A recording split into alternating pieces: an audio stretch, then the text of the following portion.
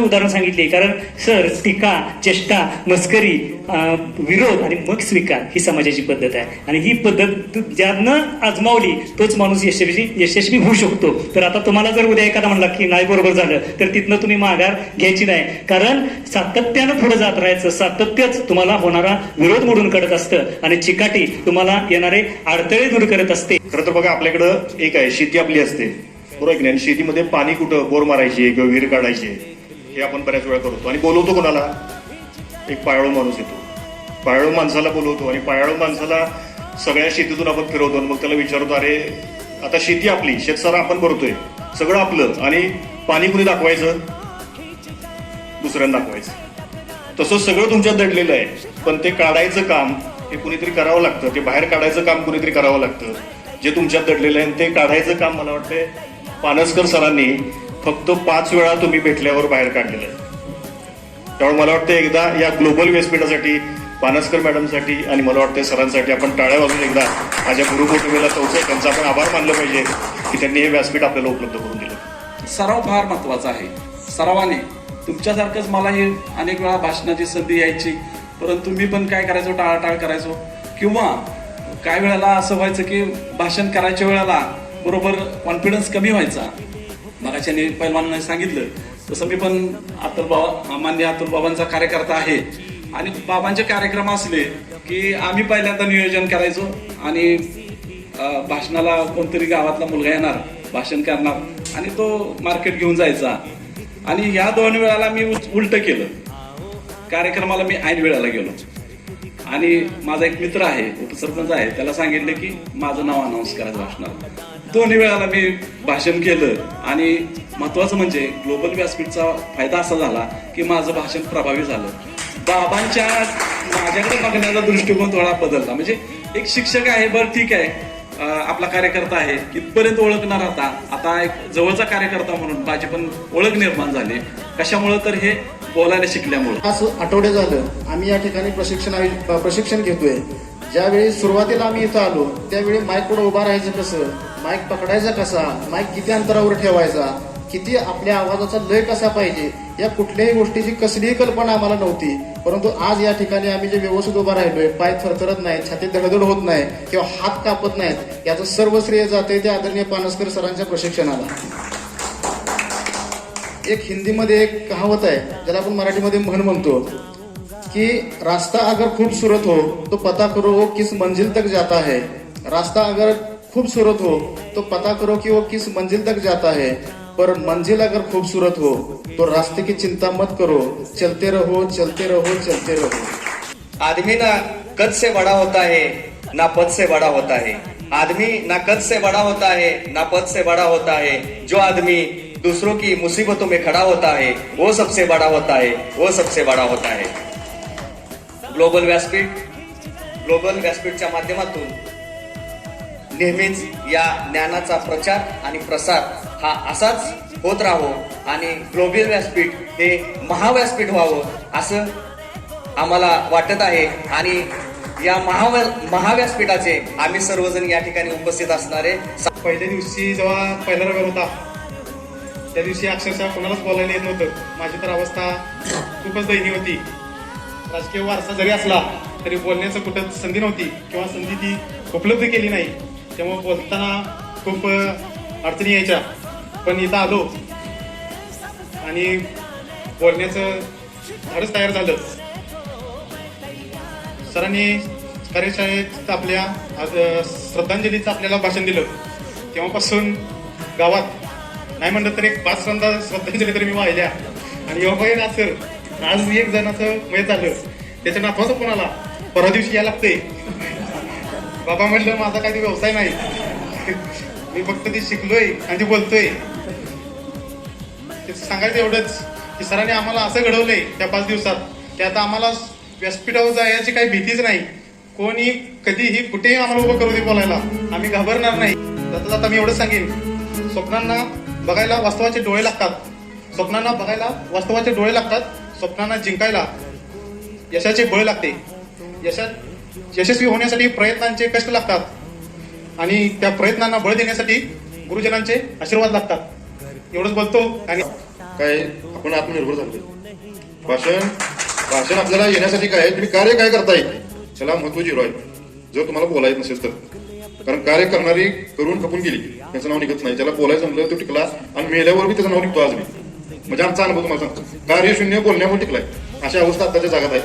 मी आज ज्या क्षेत्रात काम करते तर मी इथं जे काही शिकले तर मी त्याचा आत्मविश्वासाने योग्य वापर करेन आणि खूप यशस्वी होईल अशी मी या ग्लोबल व्यासपीठाला ग्वाही देते.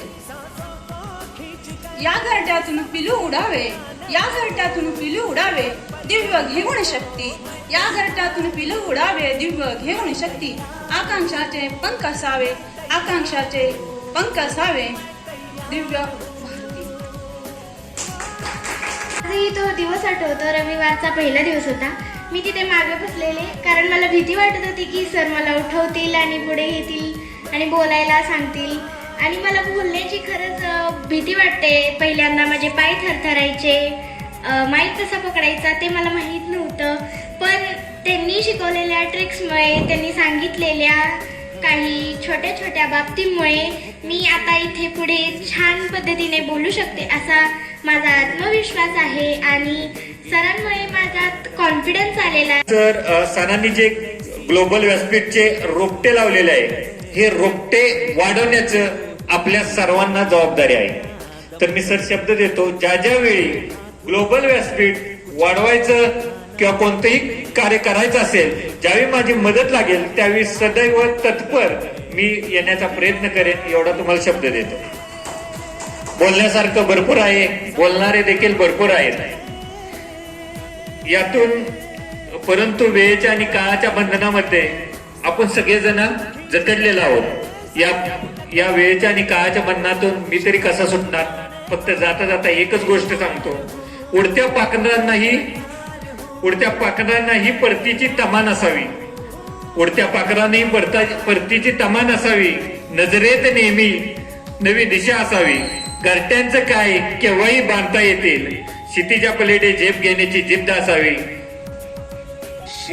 जवळजवळ वयाच्या आता आमचं 49 वय झाले. त्यानंतर कळाले कराडमध्ये क्लास आहे.